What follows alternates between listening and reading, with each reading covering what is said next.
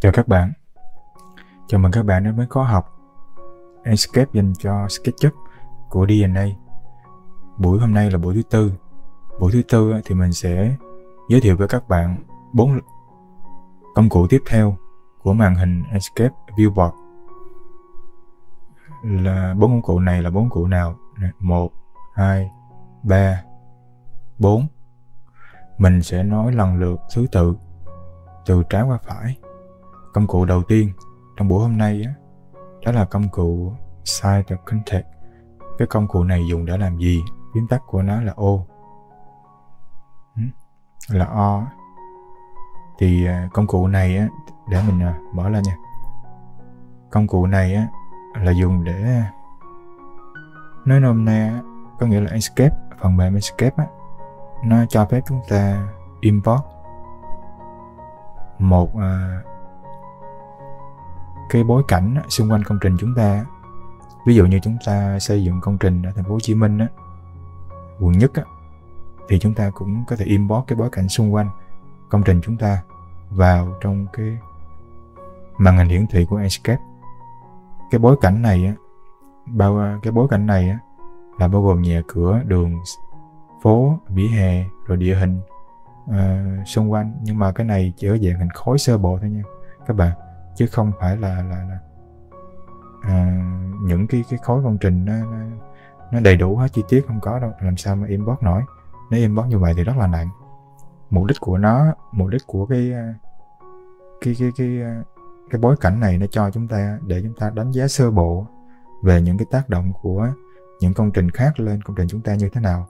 Ví dụ như xung quanh có nhà không, đối diện cái nhà không, với ánh nắng ban ngày thì công trình chúng ta có được che chắn bó hay không, hay là ánh nắng trực tiếp nó đến tận công trình, kiểu vậy, để chúng ta đánh giá được cũng như cái hiện trạng xung quanh. Nhưng mà mình ở trước thì những cái dữ liệu này thì nó không có đầy đủ nha các bạn. Có thể là những cái thành phố lớn thì nó sẽ đầy đủ dữ liệu, nhưng mà những cái thành phố nhỏ thì có thể nó không đầy đủ dữ liệu. Hiện tại thì mình cảm thấy là nó không đầy đủ dữ liệu, cho nên cái công cụ này chúng ta nghe, chúng ta biết, chúng ta hiểu thêm về cái tính năng của Escape. Có thể trong tương lai thì phần mềm sẽ cập nhật đầy đủ hơn, chi tiết hơn về cái dữ liệu này, nhưng mà hiện tại thì mình cảm thấy là nó một tính năng dùng để tham khảo thêm thôi. Rồi bây giờ tính năng này làm như thế nào, mình nói sơ qua cho các bạn nắm này. Ở dưới đây nó có cái nút lệnh là thêm cái bối cảnh công trình xung quanh này. Mình nhấn vào nha. Rồi khi bạn nhấp vào thì nó sẽ hiện một cái giao diện, một cái thanh công cụ mới đây. Đây là nó vị trí của công trình mình này. Đây là cái bán kính của cái diện xung quanh, thì nó sẽ cho mình import vào trong cái công trình mình đây. Mình zoom to lên một xíu. Đây mình nhắm cái này thì nó sẽ, cái này là chính giữa màn hình nha, nhắm này để nó zoom to lên. Zoom to lên. Rồi bây giờ giả sử công trình của mình cái diện tích cho import vào tối thiểu là 1.000 m, nhưng mà tối đa là hình như là 10.000 m nhưng mà hình như 5.000 m cho 5.000 m thì phần mềm nó cảnh báo chúng ta. Ở trong cái ví dụ này thì mình chỉ để 1.000 m để tượng trưng thôi, 1 km vuông. Rồi ví dụ như công trình mình là mình đặt ở Lê Duẩn ở quận Nhất nha, mình nhập này. Ví dụ như mình nhập là Lê Duẩn Hồ Chí. Ví dụ như mình nhập ở vị trí này đi, mình chọn vị trí này. Cứ mặc định là cho lấy ví dụ cho các bạn dễ hiểu hơn thôi. Rồi đây là Lê Duẩn nè, mình zoom to lên một xíu. Đây là cái khối công trình của mình. Thì để mình xoay gói công trình mình. Đây là nút xoay này nha. Xoay gói công trình mình. Xoay cho bạn dễ hình dung này. Rồi di chuyển nó về phía đường này. Ví dụ mình đặt nó nằm ở đây. Để nó nằm ở đây. Rồi đây là cái vỉa hè của mình, cái đường nha, cho nó trùng với cái vỉa hè cái đường luôn. Rồi mình đã chọn được cái vị trí của nó này. Mình zoom nhỏ lại. Fit nó luôn, fit cho nó vô giữa xung quanh mọi cái này. Cái tính năng này cho chúng ta fit cái vị trí chúng ta có nghĩa là diện tích của cái khu vực cần lấy là 1 km² xung quanh công trình mình, với tâm là công trình mình. Và những cái này là những cái dữ liệu mà các bạn cần import vào trong này, ví dụ như tòa nhà hoặc là những di tích. Bạn tích là có nghĩa là nó sẽ lấy luôn những cái bối cảnh này này, đường xá, vỉa hè, hoặc là ví dụ như địa hình. Rồi bây giờ thì nó sơ bộ thôi.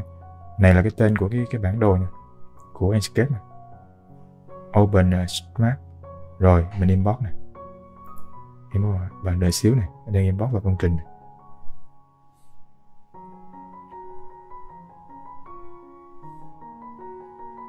Rồi rồi giờ nó mà mình zoom ra đó, bạn thấy không? Bạn thấy không? Đây là cái bối cảnh xung quanh công trình mình này, khu vực đường Lê Duẩn quận 1 này.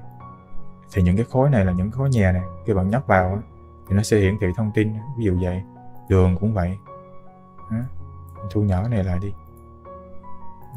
Tượng trưng vậy thôi. Các bạn muốn tìm hiểu kỹ thì các bạn có thể tự mày mò thêm.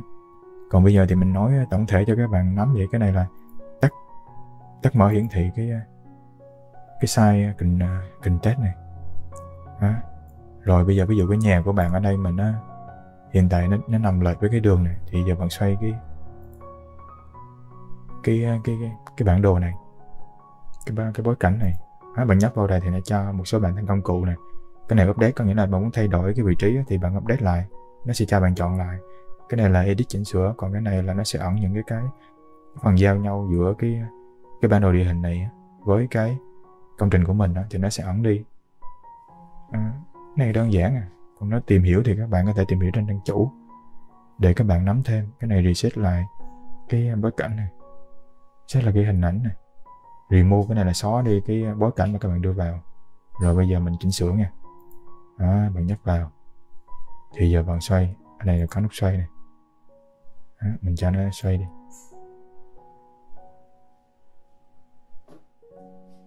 Rồi mình cho nó xoay gần tương ứng với cái vị trí đường này. Rồi giờ mình di chuyển nó, ở đây. Rồi bây giờ mình zoom một xíu. Giờ mình muốn nâng cái đường này lên để cho nó khớp với cái này một xíu này. Để nâng thì bạn giữ phiếu control này, kéo lên. Và bạn mua nó về đây một xíu. Rồi đó. Rồi bạn xác nhận thay đổi này. Rồi bạn zoom to lên, tắt cái đi. Thì vậy thôi. Có nghĩa là giống như là nó cho phép bạn lấy những cái bối cảnh của những cái công trình xung quanh đó, mà cái vị trí mà công trình thực tế chúng ta sẽ đặt.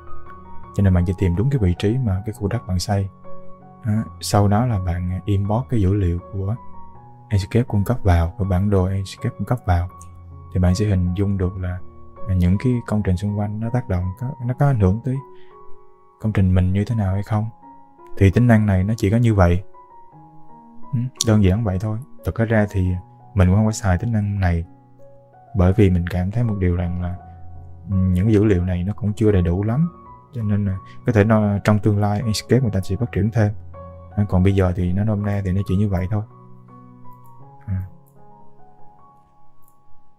Còn bạn muốn xóa sau khi bạn test thử rồi bạn muốn xóa đi thì bạn vào này, bạn remove đi. Còn mấy tính năng này thì chắc bạn đọc các bạn cũng hiểu thôi chứ không có gì. Rồi xóa đi nha. Rồi bây giờ mình quay lại cái giao diện đầu tiên này. Rồi như vậy là tính năng đầu tiên thì nó chỉ có như vậy thôi, cũng không có gì nó phức tạp cả. Mình thì mình ít sử dụng, nhưng mà nói sơ qua để các bạn biết thêm. Rồi hồi nãy là mình nói cái công cụ thứ nhất trong buổi thứ tư này. Rồi bây giờ chúng ta sẽ đến công cụ thứ hai. Trong buổi thứ tư này là công cụ gì?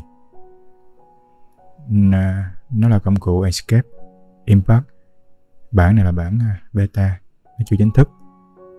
Phím tắt của nó là N. Bây giờ chúng ta sẽ mở lên thử nha. Rồi khi mở lên thì nó sẽ có cái giao diện như thế này. Rồi nó là công cụ gì? Thì theo mình tìm hiểu thì nó là công cụ đánh giá hiệu quả năng lượng theo cái thời gian thực.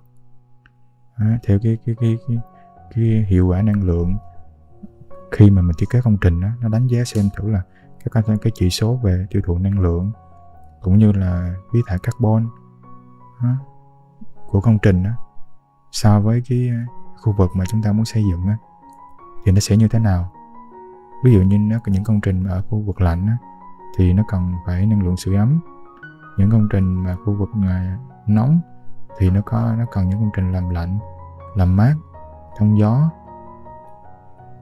Thì nó sẽ phân tích ra được những cái chỉ cần chúng ta thiết kế hình khối xong xuôi, bố trí những cái công trình xung quanh nếu có, rồi chọn cái vị trí mà chúng ta muốn xây dựng công trình. Ví dụ khi mở lên này thì chúng ta có giao diện này, thì bây giờ đầu tiên chúng ta chọn cái công trình chúng ta đặt ở đâu? Thành phố Hồ Chí Minh. Rồi bây giờ công trình này là nó có nhiều dạng công trình nha. Đây là cái công trình mình chọn là nhà ở gia đình này, nhà ở gia đình đơn lẻ đi. Rồi cái năm xây dựng thì mình chọn là năm 2024 đi. Rồi bây giờ bạn thấy không, nó đang chạy phân tích này, nó phân tích dữ liệu này.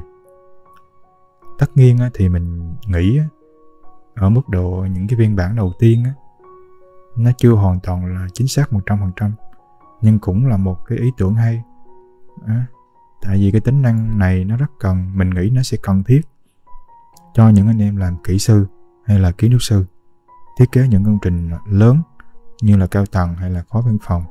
Bởi vì những công trình này sử dụng năng lượng rất là nhiều, cho nên việc phân tích cái thiết kế nó có đạt được cái hiệu quả về tiêu thụ năng lượng hay không nó cực kỳ quan trọng trong cái giai đoạn đầu thiết kế, để chúng ta có thể điều chỉnh hay là thay đổi phương án để mà tiết kiệm năng lượng hơn. Biết được rằng là ở trong cái công trình này nó sử dụng cái năng lượng nào nhiều, năng lượng nào ít, để chúng ta cân đối nó lại. Cái này liên quan đến kỹ thuật, tính toán và thiết kế năng lượng của những người làm về ngành năng lượng. Thì sau khi nó phân tích xong nè, chúng ta có thấy không? Nó có 4 cái thông số này. Thông số đầu tiên là năng lượng cao nhất của công trình cần sử dụng này là 7,97 kW. Cái thông số thứ hai đó là tổng lượng phát thải carbon 13,57 570 này kg CO2 trên IR này. Thì những cái này, những cái thông số này thì mình cũng không có rành lắm, bởi vì những cái công trình mình hướng dẫn ở đây thì chỉ thấp tầng, thành ra là về năng lượng mình cũng không có tìm hiểu kỹ. Nhưng mà đối với những người làm về thiết kế năng lượng thì người ta sẽ hiểu biết những cái thông số này kỹ hơn. Cái thông số thứ ba là định lượng sử dụng năng lượng trên, ví dụ như cái này là trên mét vuông này. Bạn thấy cái đơn vị là bạn hiểu được liền. Cái cuối cùng là tổng cái năng lượng sử dụng cuối. Ví dụ như trong này cái biểu đồ nó có phân tích này. Màu đỏ là nước nóng, màu vàng là ánh sáng, thiết bị chiếu sáng, màu xanh là các thiết bị khác này. Thì lạnh, máy lạnh thì dàn lạnh thì mình không thấy, cũng như là sưởi ấm thì mình không thấy. Nó sẽ phân tích ra được những cái thông số này, và những cái thông số này có thể nó có cái nó ích cho những anh em làm bên thiết kế về năng lượng. Còn mình thì trong phần mềm Enscape này thì mình chỉ giới thiệu các bạn biết là Enscape nó có những cái tính năng này. Hiện tại là cái này cũng mới cập nhật ở các phiên bản sau. Nó có tính toán năng lượng nha các bạn. Cho nên nếu anh em nào làm bên thiết kế hay là kiến trúc sư mà thiết kế tòa nhà văn phòng hay là thiết kế năng lượng của những cao tầng thì có thể tham khảo những thông số này để chúng ta điều chỉnh cũng như là phương án thiết kế nó tốt hơn, tối ưu hơn, cũng là một cách. Bên này nó có cái bảng nhiệt độ màu này, và khi bạn qua bên phải thì nó sẽ hiện cho bạn biết được là cái nơi nào là cao, nơi nào là thấp, để anh em có thể tham khảo thêm. Nói chung cái tính năng này thì mình giới thiệu thôi, chứ mình cũng không có dùng. Cho nên anh em cũng lưu ý là Enscape nó có thêm cái tính năng này để tính toán cái hiệu suất năng lượng, của công trình theo thời gian thực ở cái vị trí mà chúng ta muốn xây dựng công trình. Có những cái thông số thêm để chúng ta tham khảo nha. Rồi, cái công cụ thứ hai trong buổi ngày hôm nay thì nó chỉ có như vậy. Công cụ này thì mình giới thiệu chứ mình không có dùng. Rồi, bây giờ mình sẽ nói đến cái công cụ thứ ba trong cái buổi số 4 ngày hôm nay. Công cụ thứ ba trong cái nó là công cụ thứ 7 trong cái giao diện Enscape Viewport. Nó là cái gì? Hồi nãy là mình nói cái công cụ tác động của Enscape này rồi nè. Bây giờ cái công cụ thứ ba trong buổi hôm nay đó là Video Editor. Cái này là cái gì? Cái này là rất quan trọng. Cái này là công cụ để làm video trong Enscape. Thì bạn nào làm video trong Enscape thì mới quan tâm tới cái công cụ này thôi. Còn bạn nào máy cấu hình không có tốt á, yếu á, thì không làm video á, thì không quan tâm cái công cụ này. Mình mở công cụ này lên này. Nhưng mà kể cả bạn không làm video, trong này có một số cái tính năng bạn vẫn phải sử dụng khi mà bạn cho cái công việc mà render ảnh. Khi bạn mở cái công cụ làm video của Enscape mình lên á, thì cái giao diện của nó như thế này. Thì mình sẽ giới thiệu cơ bản và sơ bộ cho các bạn lắm thôi.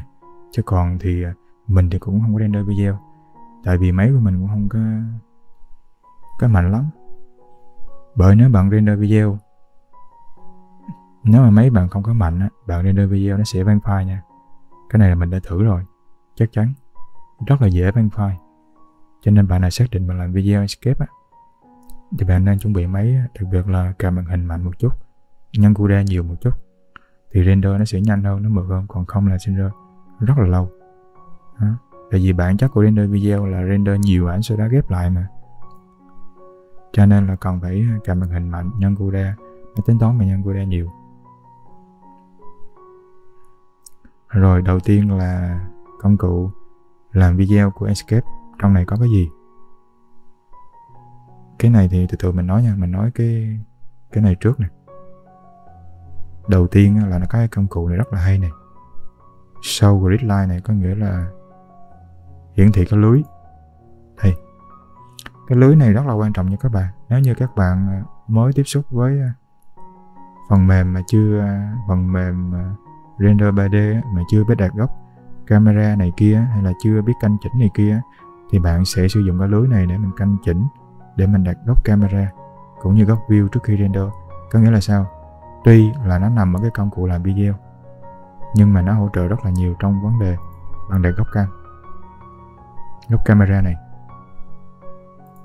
Khi bạn bật lên ví dụ như bây giờ mình muốn canh chỉnh góc xéo của công trình đi, mình bật cái lưới này lên, sau đó mình di chuyển qua đây, mình đưa cái công trình về góc ngay 1/3 luôn. Đó, bạn nhìn thấy nó ổn hơn chưa? Đó, đây là góc xéo của công trình. Nếu bạn đưa nó về góc 1/3 như thế này á, thì nhìn có vẻ nó ok hơn. Thì bạn ưng cái góc sau khi bạn dùng cái lưới này để bạn tận dụng, để bạn đặt góc camera xong xuôi. Rồi bây giờ bạn giữ nguyên cái này đi, bạn qua cái tab tạo view. Bây giờ bạn tạo view bình thường thôi. Bạn lưu cái góc camera của bạn lại, bạn tạo một cái view mới. Có nghĩa là sao? Cái công cụ này nó rất hỗ trợ trong cái việc làm video cũng như là render ảnh. Cho nên bạn hãy sử dụng nó nếu như mà bạn chưa quen với phần mềm, cũng như chưa quen trong việc đặt góc camera nha. Rồi, mình tắt nó nha. Trở về góc view ban đầu là cái lưới này hỗ trợ cho bạn trong quá trình tạo view này. Cái thứ hai là thời gian. Cái này nó sẽ hiện tổng cái thời gian video của bạn. Thì chút nữa bạn cài đặt các cái keyframe này thì nó mới hiện cái tổng thời gian này. Nhưng hiện tại bây giờ nó chưa có cho nên nó đang ẩn đi. Cái di chuyển này nè, có hai cái tính năng này. Cái tính năng đầu tiên thì bạn nên tích để cho cái quá trình bạn vào ra video á, nó mượt hơn. Có nghĩa là khi cái lúc đầu tiên video nó chạy á, nó sẽ mềm mại hơn, hay là lúc nó thoát, nó gần kết thúc á, thì nó sẽ mềm mại hơn. Cho nên tính năng này là nên tích. Còn cái tính năng này là shaky camera này á, cái này là rung lắc á. Có nghĩa là nếu bạn tích cái tính năng này á, trong quá trình bạn render cái video á, thì nó sẽ tạo cái hiệu ứng giống như là bạn cầm điện thoại bạn quay, bạn đi á, nó cảm giác rung rung á. Mà mình thì mình cũng không có sử dụng tính năng này lắm, và mình nghĩ nếu bạn nào là thích đó thì bạn nào cứ tích rồi render video, không thì thôi. Mà thông thường thì mình cũng không tích. Rồi cái quan trọng nhất là cái keyframe này, để tạo ra các khung nhìn đầu cuối này. Nó ghi là tạo ít nhất là 2 cái keyframe mới ra được cái video. Bây giờ mình thử nha. Cái này là điểm đầu, đây là điểm sau đi. Bây giờ mình bắt đầu từ cái view nhìn này. Cái keyframe này mình chọn nó là cái keyframe đầu tiên, cái khung nhìn đầu tiên. Để mà camera bắt đầu chuyển động á, đó, mình chọn cái khung nhìn đầu tiên này. Mình nhấn vô đây, mình chọn này. Đó, nó xác định là thời gian là 00 này. Rồi nó thêm những cái thanh công cụ này tiếp này. Rồi bây giờ mình sẽ chọn cái khung nhìn thứ hai. Khung nhìn thứ hai thì nó di chuyển đến đâu? Thì giờ mình giả sử mình cho nó di chuyển vô cái cổng này đi.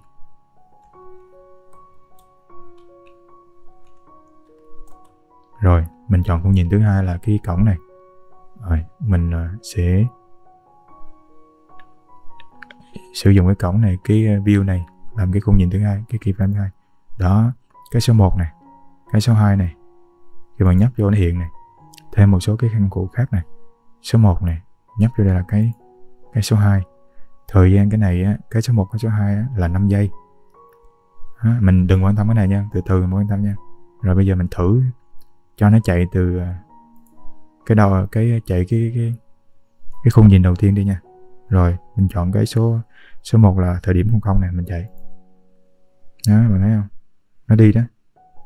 Nó di chuyển đó. Thì video khi bạn render thì nó y chang vậy. Bây giờ ví dụ như bạn thấy cái này nó chậm quá, bạn muốn điều chỉnh cho cái này nó nhanh hơn. Ví dụ như bạn chọn vô cái keyframe số 2 đây. Một là bạn chỉnh ở đây, hai là bạn chỉnh ở đây. Tùy bạn, cái này đang ẩn rồi, tổng thời gian ẩn rồi. Nó phải 3-4 keyframe thì nó mới hiện cái đó đây. Rồi bây giờ mình giảm nó xuống còn 4 giây đi. Rồi bây giờ mình chạy lại coi nó nhanh hơn không nha. Nó nhanh hơn rồi đó. Thì nói chung tạo cái video thì nó đơn giản vậy thôi. Bạn tạo ra những cái keyframe là những cái khung nhìn đó, để mà video nó xuất phát từ khung nhìn này tới khung nhìn kia. Đơn giản là chỉ có vậy. Rồi bây giờ mình tạo cái keyframe thứ 3 đi. Rồi bây giờ mình nâng cái này lên.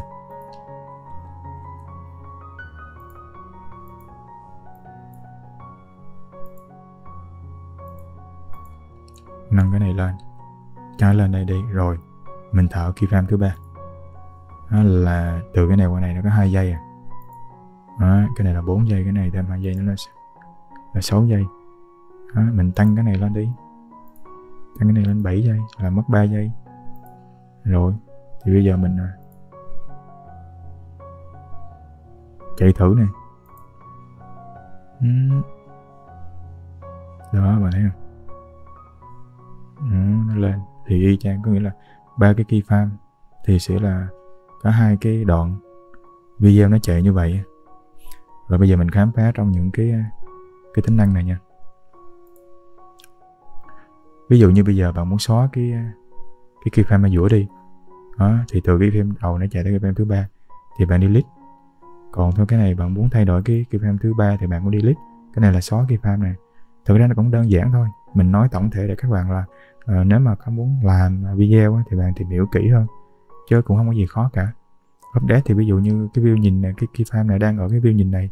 Nếu mà muốn update thì bạn chuyển qua view nhìn này, bạn update thôi. Thì nó sẽ chạy từ cái khung nhìn này qua khung nhìn này. Đơn giản vậy. Còn cái này là cái chỉnh thời gian của từng đoạn. Ví dụ như cái này 7 giây, từ đây qua đây cái này là 4 giây, từ đây qua đây là 3 giây. Bạn muốn tăng lên 8 giây hay 9 giây thì tùy bạn. Hay là bạn muốn điều chỉnh cái này, ví dụ như 4 giây bạn lên 5 giây thì tùy bạn. Ví dụ giờ mình lên 5 giây nha. Lên 5 giây thì chỉnh 5 giây, còn cái này nó vẫn giữ nguyên là 7 giây này. Rồi là xong cái cách tạo cái keyframe mà để video nó chạy từ cái keyframe này qua keyframe kia, là cái khung nhìn này nó qua khung nhìn kia. Nguyên tắc của cơ bản của video là render di chuyển từ cái khung nhìn này tới khung nhìn này, đơn giản vậy. Cái thứ hai đó là thời gian trong ngày. Cái này để làm cái gì? Cái tính năng này á, nó cho các bạn thay đổi ánh nắng mặt trời chiếu khi bạn di chuyển từ cái khung nhìn này qua khung nhìn này, cái keyframe này qua cái keyframe này đó. Ví dụ bạn cái keyframe này, cái khung nhìn này nha, bạn để nó là 7 giờ đó. Ví dụ bạn chọn nó là 7 giờ, bạn qua cái khung nhìn này á, bạn có thể tích vào, bạn chuyển nó là từ 10 giờ. Có nghĩa là sao? Có nghĩa là từ 7 giờ bạn di chuyển cái khung nhìn ở dưới, cái keyframe ở dưới, bạn di chuyển lên đây thì ánh nắng mặt trời nó sẽ chạy từ 7 giờ, 8, 9 tới 10 giờ là nó sẽ dừng ở cái keyframe này. Nhưng mà để sử dụng cái tính năng này á, thì cũng giống như những cái buổi trước mình nói với các bạn á, là bạn phải hiện tại là cái view 1 này. Cái view 1 này nó đang dùng cái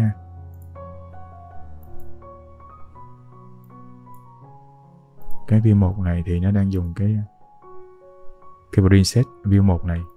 Thì để mà dùng cái tính năng này á, thì bạn phải tắt cái đồng bộ hai mặt trời đi nha. Có nghĩa nó sẽ chạy cái mặt trời của Enscape, HDRI thì nó giữ nguyên, nhưng mà nó sẽ chạy cái mặt trời của Enscape. Cho nên mình nhắc lại là để sử dụng cái tính năng này, giống như Shift UI á, thì bạn phải tắt cái đồng bộ hai mặt trời đi. Rồi, xong. Thì bạn vừa di chuyển thì ánh nắng mặt trời nó cũng di chuyển theo. Mình không có test ở đây nha. Mình test ở đây nó hơi nặng. Nó dễ bên file đó. Cái tính năng thứ hai mà bạn có thể biết thêm đó là focal point. Cái này là giống như là cái điểm tập trung á. Nôm na nó là ví dụ mình cho bạn xem cái ảnh này. Ví dụ như cái ảnh này đang chụp này, có nghĩa nó tập trung vào cái vật thể này, xung quanh là nó sẽ xóa mờ đi, nó làm nhòe đi. Thì nó cũng giống như cái tính năng Deep of Field ở trong cái setting này. Có nghĩa là trong cái khi render ảnh tĩnh á, thì nó cũng cho bạn cái tính năng là Deep of Field này. Đó là có nghĩa là sẽ render tập trung vô một cái điểm nào đấy xung quanh á, nó sẽ làm nhòe đi.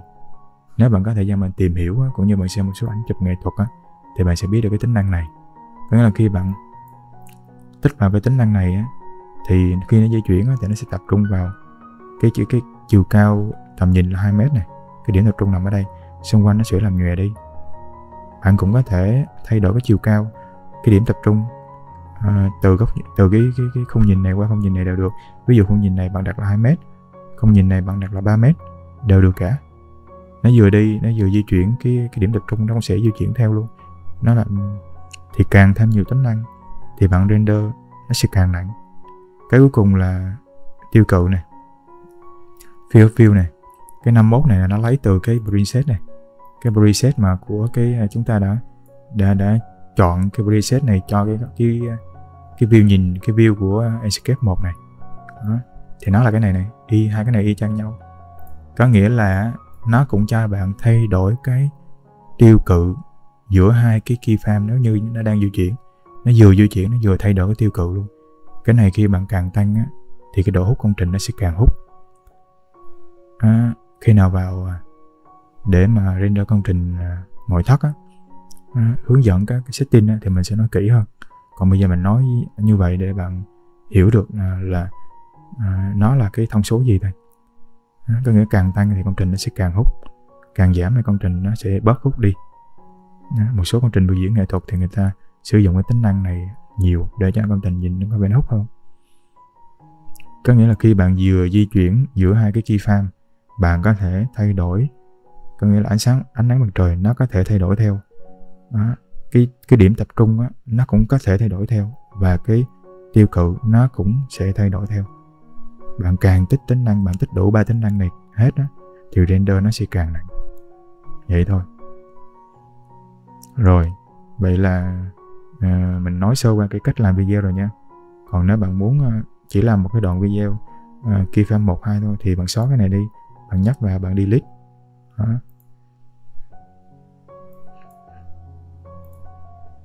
Bạn delete cái keyframe số 3 đi.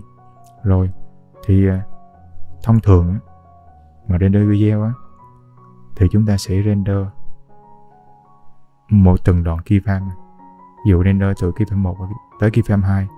Xong đó chúng ta dùng phần mềm chỉnh edit video á, chúng ta ghép những cái đoạn video nhỏ này lại. Thường là sẽ làm như vậy để render nó được nhẹ nhàng hơn. Chứ mà khi render một đoạn quá dài nó cũng nhiều rủi ro. Thứ hai là chuyển cảnh nó sẽ tốt hơn nữa. Ví dụ như bạn render cái keyframe này 1 tới 2 thì đang nằm ở đây. Ví dụ bạn render keyframe 2 tới keyframe 3, keyframe 2 lúc đó bạn chỉnh bật đèn đi, thì bạn ghép hai cái này lại thì nó dễ hơn. Rồi cái này mình nói thôi nha, nói sau nha. Còn cái này là gì? Cái này là xóa đi những cái mình nãy giờ cài đặt nè. Còn cái này là lưu những cài đặt ra bên ngoài. Còn cái này là load lại, có nghĩa là nếu bạn tạo xong bạn muốn lưu ra ngoài thì bạn share ra. Còn không thì thôi, sau này bạn mở file mới, bạn có những cái đã cài đặt rồi, bạn load vô lại. Còn ví dụ cái này là tạo ra cái đường dẫn mới này. Mình xóa này, ví dụ mình nhấp cái này đi. Ví dụ mình muốn xóa cái video hiện tại này, xóa luôn. Rồi, vậy là mình nói cho các bạn sơ qua về cái làm video trong Enscape rồi đó. Nó sẽ tạo ra những cái keyframe di chuyển từ cái khung nhìn này sang cái khung nhìn khác, đơn giản vậy thôi. Thì người ta thường render từng đoạn video, sau đó người ta sử dụng phần mềm chuyên dụng edit video, người ta ghép từng đoạn video lại để mình dễ kiểm soát hơn, cũng như trong quá trình render nó bớt rủi ro hơn. Nếu như bạn tích vào càng nhiều tính năng, càng nhiều hiệu ứng, thì bạn render nó sẽ càng nặng, càng lâu. Quan trọng là bạn phải nhớ cái lưới này, sử dụng cái lưới này trong lúc mà canh chỉnh tạo view render ảnh. Rồi, ok, vậy là xong cái tính năng thứ 3 nha. Rồi, bây giờ mình nói luôn cái công cụ thứ 4 trong cái buổi số 4 này là Screenshot. Cái này là rất là quan trọng. Cái này nó là cái gì? Nó là cái xuất ảnh của bạn đó. Có nghĩa là sau khi bạn làm vật liệu, cây cối xong xuôi, ánh sáng xong xuôi, bạn nhấp vào cái này là nó render ảnh cho bạn. Cho nên cái này là chắc chắn là ai cũng dùng. Và làm xong là sử dụng cái này thôi. Gọi là cái này là xuất ảnh nha bạn. Rất là quan trọng và chắc chắn phải dùng rồi. Cái lệnh tắt của cái này là gì? Nó là Shift F11. Nó là Shift F11. Bây giờ mà bạn muốn biết cái lệnh tắt này nó nằm ở đâu á, nó được quy định đâu á, thì bạn vào đây. Bạn mở cái setting của Enscape này lên. Bạn vào cái input này nè. Đó. Nó là cái phím tắt này. Còn nếu bạn muốn đổi thì bạn cứ đổi. Nhưng mà nó có ghi rõ cho bạn này. Bạn nhớ đọc cái lưu ý ở dưới này. Có thể thay đổi bằng Ctrl hay là T. Bạn nhớ là một phím Shift Ctrl hay là T cộng với F gì đó, bạn muốn điều chỉnh thay đổi gì đó tùy bạn. Thì bạn muốn thay đổi cái lệnh tắt mà đã render thì nằm ở trong này. Còn nếu bạn không muốn thay đổi lệnh tắt á, thì bạn nhấn vào công cụ này là nó render thôi. Rồi, buổi 4 mình kết thúc ở đây. Rất cảm ơn các bạn đã xem video. Các bạn hãy đăng ký kênh để ủng hộ, để mình có thể có động lực làm ra nhiều video hướng dẫn chi tiết hơn cho phần mềm Enscape 4.1 dành cho SketchUp. Cảm ơn các bạn rất là nhiều. Chúc các bạn một ngày vui vẻ.